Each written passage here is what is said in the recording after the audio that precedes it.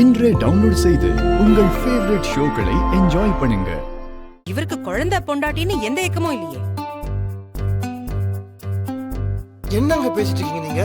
ஏங்க உண்மையதான் சொல்லிட்டு இருக்கேன். உங்களுக்கு பொண்டாட்டி புள்ள முக்கியமா இருந்தா இங்க இருந்து எல்லா பிரச்சனையும் சால்வ் பண்ணிருப்பீங்க. அப்படிலாம் நீங்க பேசக்கூடாதுங்க. இப்பதான் ஒரு பிரச்சனை முடிஞ்சது, நீங்க புதுசா ஒரு பிரச்சனை இப்ப கிளப்பிட்டு இருக்கீங்க. ஏன் இப்பதாங்க கொஞ்ச நாளா புருஷன் பொண்டாட்டியா வாழ்ந்துட்டு இருக்கிறோம், அதுக்குள்ள தகராறா? உங்க கூட எந்த தகராறும் இல்லங்க, நீங்க போங்க. இத பாருங்க, உங்களை நான் வீட்டுக்கு கூட்டு வரேன்னு எங்க அம்மா கிட்ட நான் சத்தியம் பண்ணிருக்கேன், தாய் மேல் ஆணை. அதுக்கப்புறம் உங்களை கூட்டு கொள்ள வச்சுக்கோங்களேன், என்ன அவங்க வீட்டுக்குள்ளே விட மாட்டாங்க. அது உங்க பிரச்சனை, நீங்க சமாளிச்சுக்கோங்க. ஏன் பிரச்சனையா? மா மாப்பிள்ள பாவம்மா, ரொம்ப கெஞ்சுறாருல, கூட போமா. பாருங்க, உங்க வேலை என்னமோ அதை மட்டும் பாருங்க. தேவையில்லாம புருஷன் பொண்டாட்டி சண்டைக்குள்ள நீங்க தலையிடாதீங்க. சாரி சார், நான் உங்களை பார்க்கவே இல்லை சார். நீங்க எப்போ வந்தீங்க?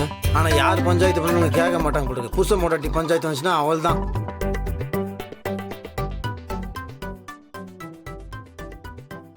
Bad behaviour.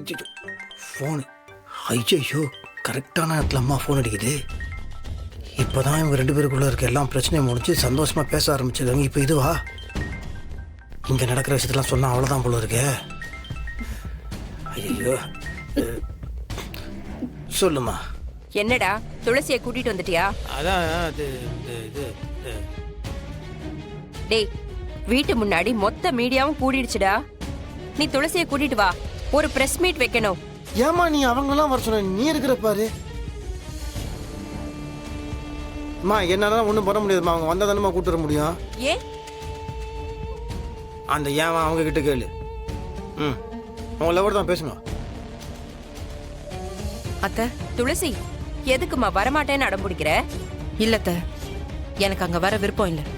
ப்ளீஸ் என்ன ஃபோர்ஸ் பண்ணாதீங்க, நான் இங்கே இருந்துக்கிறேன். துளசி என்னம்மா, நான் தான் வீட்டுல இருக்கிற அத்தனை பேரும் பேசின பேச்சுக்கு மன்னிப்பு கேட்டுட்டேனேமா. இப்படியெல்லாம் நான் யாரையுமே வீட்டுல திட்டினதே கிடையாதுமா. உனக்காக தாம்மா நான் அவ்வளோ பேசியிருக்கேன். நீ கிளம்பி வாமா. நீ இல்லாம இது குடும்பமாவே இல்லம்மா.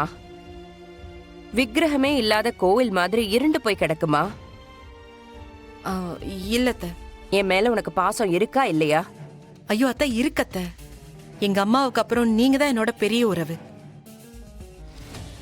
ஆனா இந்த ஒரு விஷயத்துல என்ன ஃபோர்ஸ் பண்ணாதீங்க. சொல்லுமா.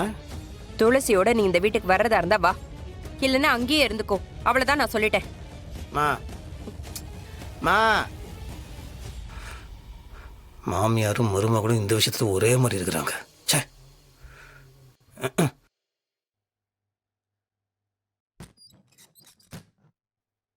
என்ன அஞ்சலி இதெல்லாம்? யாருமே மதிக்க மாட்டேங்கிறாங்க.